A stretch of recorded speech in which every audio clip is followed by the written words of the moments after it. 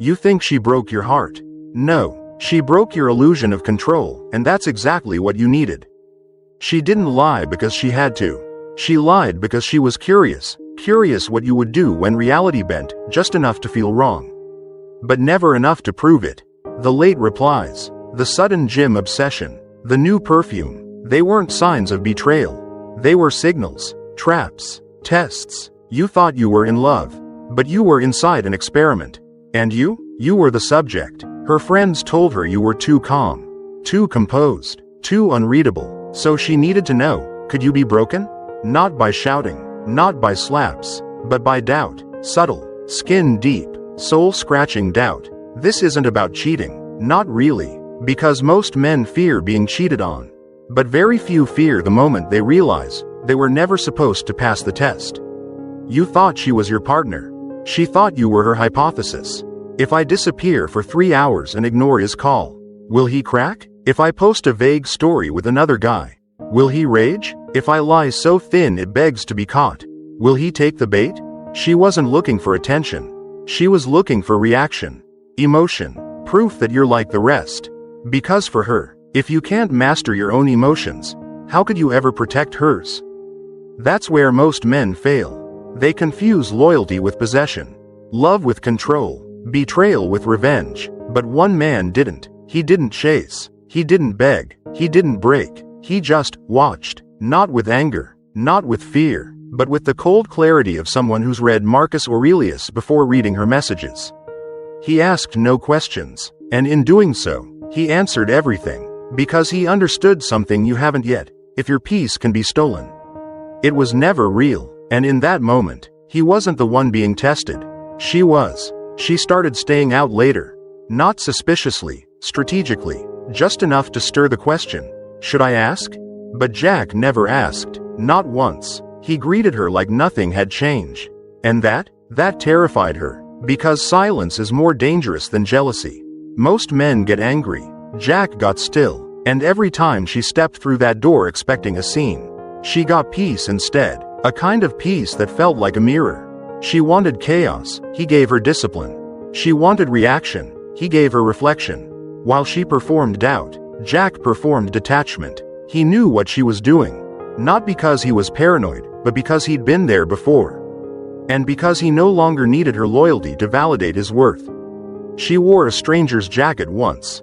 It's just a friend, she said. Jack nodded. Cool, no fight, no questions, just acceptance, but not the weak kind. The stoic kind, acceptance that says, you do what you do. I respond as who I am. And suddenly, her test lost its power. She tried again, left her phone face down, turned off read receipts, whispered on late-night calls. Jack smiled, not because he liked it, but because the experiment was revealing its own conclusion. Not about her character, about his. He realized.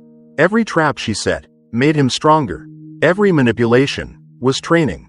Every emotional landmine was a meditation bell. But here's what no one told her. You can't manipulate a man who's no longer addicted to validation. You can't break someone who doesn't fear loneliness. Jack had already faced the worst-case scenario in his mind and made peace with it. That's the Stoic advantage, when you've already died in your head. Nothing in life can kill you. So while she planned emotional ambushes, he fortified his virtue. She was playing chess. Jack wasn't even on the board. Then came the real twist. One night, she cried. Not from guilt, but from confusion. Why aren't you reacting? She finally asked. Jack looked at her and said, because what you do no longer determines who I am. That silence crushed her louder than any scream. That calm shattered her deeper than any rage. Because when you expect fire and receive stillness, your illusion burns itself out. In that moment, she realized something terrifying. She didn't break him. She revealed him, and he wasn't who she thought. He wasn't soft, he wasn't blind, he wasn't desperate, he was dangerous, in the quiet way. The way storms form over still oceans. That night changed something in her. The game stopped being fun. The silence stopped being mysterious. It became threatening, because when a man doesn't flinch at emotional chaos, you're no longer in control, you're exposed. Jack had said few words, but every moment of his composure screamed, I see you. I just don't need to react to you. And that terrified her more than any confrontation ever could. She started watching him now. Really watching. The way he made his coffee without checking his phone. The way he read Marcus Aurelius while she scrolled through Instagram. The way he didn't look for her approval, but made her crave his. Slowly, the power she thought she had, slipped. She wasn't testing him anymore. She was being measured by him. Judged silently, and for the first time, she didn't know where she stood. One evening, she confessed she had gone to dinner with an ex. She said it casually, as if expecting a reaction. Jack just nodded and said, "Thanks for telling me." No anger, no guilt trip, just brutal, unnerving calm. That night, she couldn't sleep, because she realized she wasn't just testing Jack's patience, she had gambled with his respect. And lost. The next morning, she made him breakfast, not because she was kind, but because she was afraid. Afraid he'd already decided. Afraid the man who once adored her was now indifferent. Indifference, real indifference, isn't hate. It's beyond emotion, and she could feel it in his silence. He wasn't trying to win her back. He wasn't playing hard to get. He was simply done. And then, without warning, she broke. Tears, apologies, spirals of confession. "I just wanted to feel something again. I wanted to see if you still cared. I didn't mean to push you this far." But Jack didn't flinch. He just listened, stoically, not cold but clear. He knew she wasn't sorry for what she did. She was sorry it didn't work. Sorry he didn't crumble. When she asked, "What now?" Jack didn't answer. He just stood up, looked her in the eyes, and said, "You weren't wrong to test me. But you failed your own test." Then he walked out, not dramatically, not angrily, just finally. Quiet victory. And here's the truth no one tells you. Sometimes the strongest revenge isn't rage. It's restraint. Sometimes the loudest message is the one you never say. And sometimes, when you pass someone else's test, they fail themselves. Days passed, then weeks, and Jack didn't come back. No messages, no posts, no sign of regret, just absence. But his silence didn't echo like punishment. It echoed like freedom, and that broke her more than betrayal ever could. She expected anger. She prepared for drama. What she got was erasure. And not the kind where he hated her, but the kind where she simply stopped mattering. That was the cruelest kindness of all. She tried to move on, dated casually, smiled harder, posted more, but nothing filled the silence Jack left behind. Because it wasn't just his presence she missed.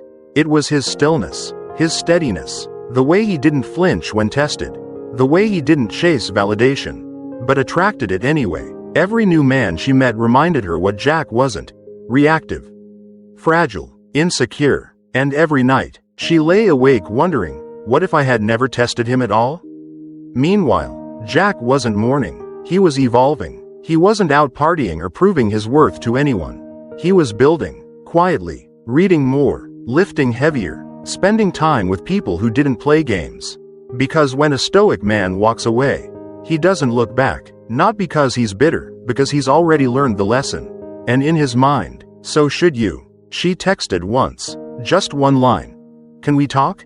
Jack saw it, smiled faintly, and archived the chat, not out of spite, out of self-respect. Because when you've reclaimed your peace, reopening old chaos isn't compassion, it's regression. She never got closure, but that was the lesson.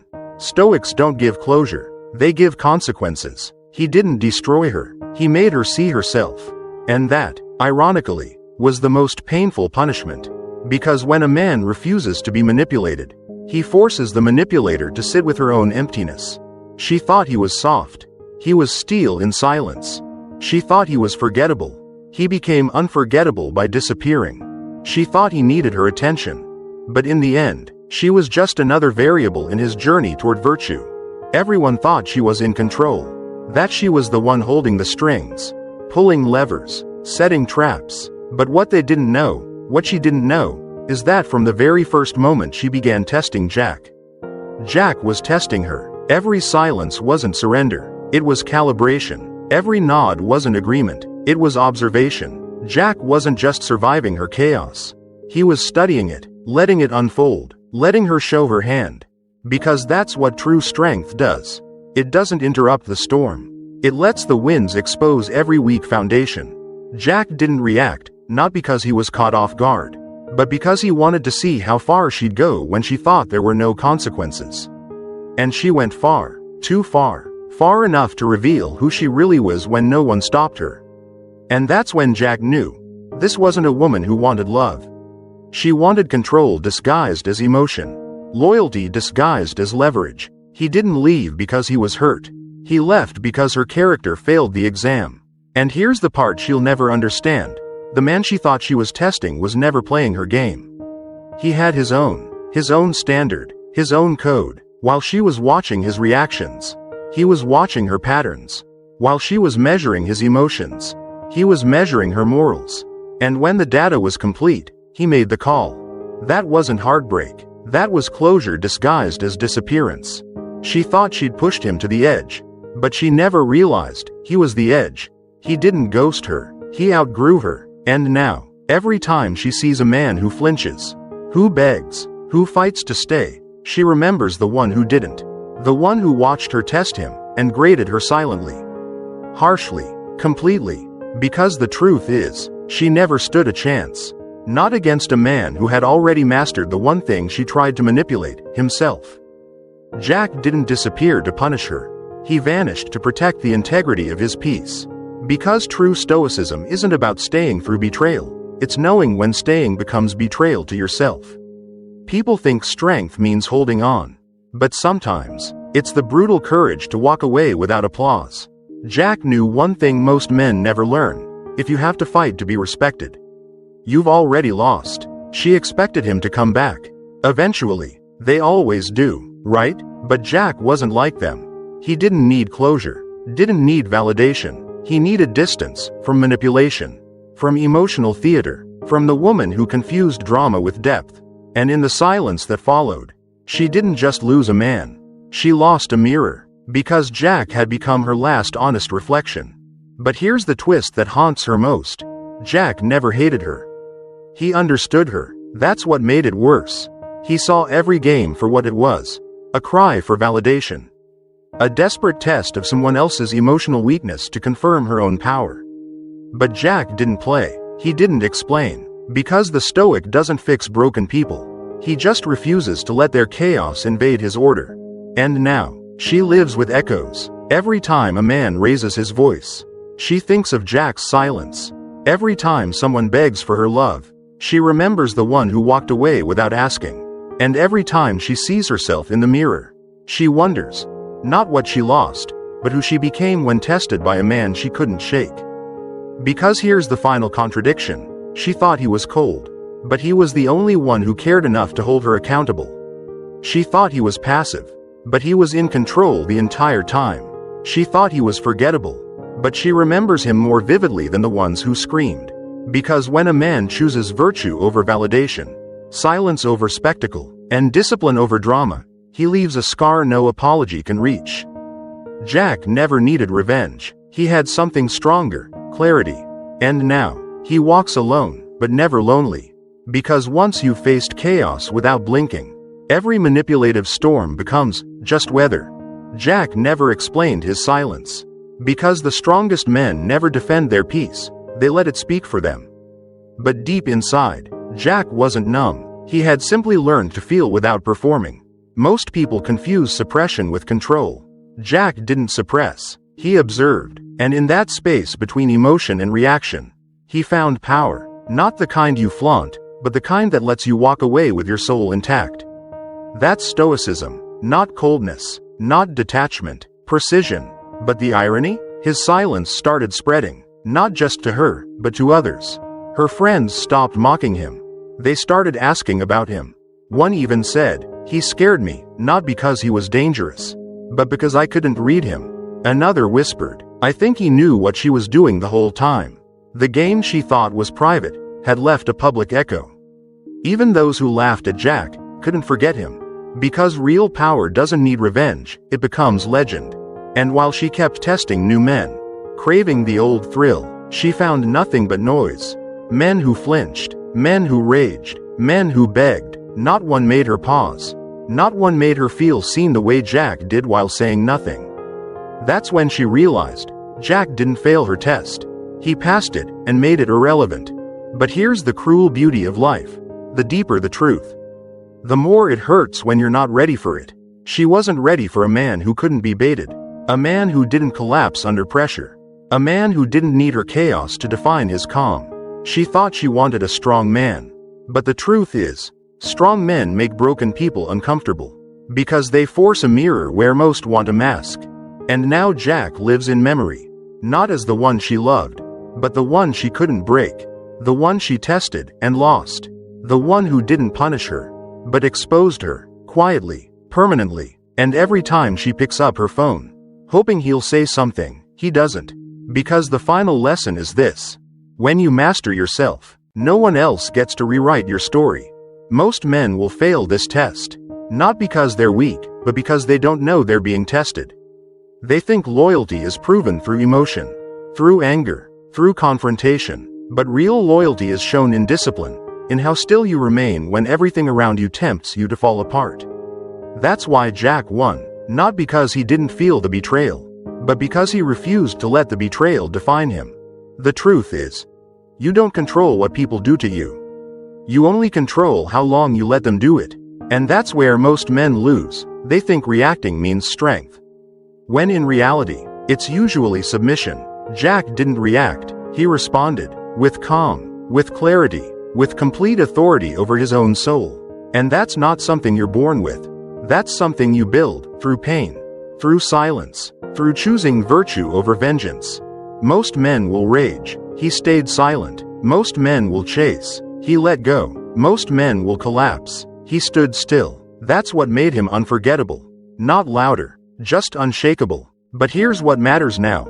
This isn't just her story, or his. This is your test. Right now, someone may be lying to you, or ghosting you, or pushing buttons to see if you'll break. The real question isn't whether they love you. It's whether you love yourself enough to remain whole. Because one day, you'll either be the man who passed the test, or the one who didn't know he was being tested at all. And if you remember nothing else from this story, remember this. A man's greatest power isn't in how loud he roars. It's in how silently he refuses to kneel. If this story made you feel something, it's probably because you've lived it. Or you're about to. Subscribe for more. And remember, your virtue is your armor. Don't take it off for anyone.